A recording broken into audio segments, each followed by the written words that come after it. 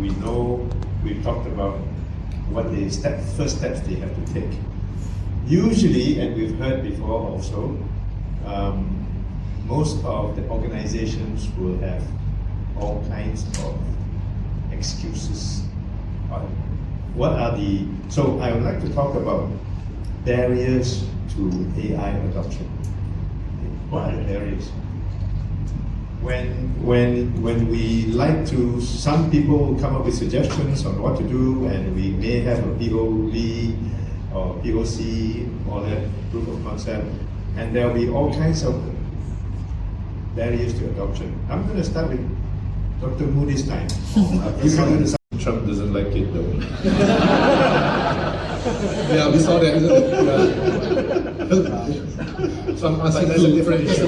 I have to say, we are hearing you. We are really glad that you are in charge of the AI office.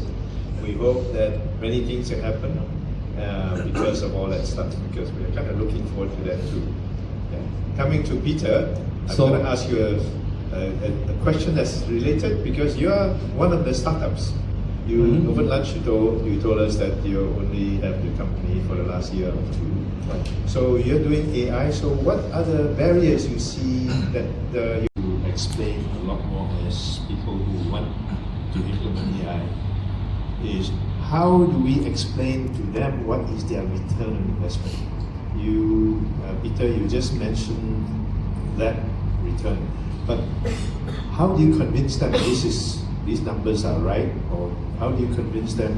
Because as a business owner, the business owners only think about money, and if you can relate to them the real, what is the more accurate ROI, they will be more convinced, because that's how they decide.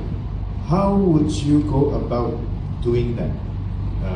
How do we justify? Because I think we're coming down to barriers of entry is low, we know how to do mindset, and if we want to get a business owner to implement, they will need to have the hard numbers in their mind.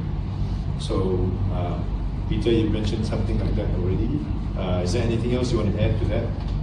In Malaysia, to have this place done, does it mean you have a blank check? So actually for this question, it's relatively easier for corporate. It's actually been very eye-opening and also an enjoyable discussion. I learned a lot from all of you. What I hear, what I somewhat kind of see is it's coming.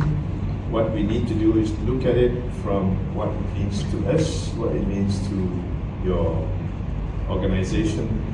The example I hear from Dr. On about making sure that you know why you're doing it and what is the measure that you want. That example for me was really the most useful, because if you know you want to improve your final test yield by 5%, 10%, think about using AI. Now that's your target. And if you want to do something else, be very clear. Then once that's clear, the returns will be also very clear, and the rest falls in place. So I kind of want to say thank you very much to all of you, and thank you for being a fantastic audience.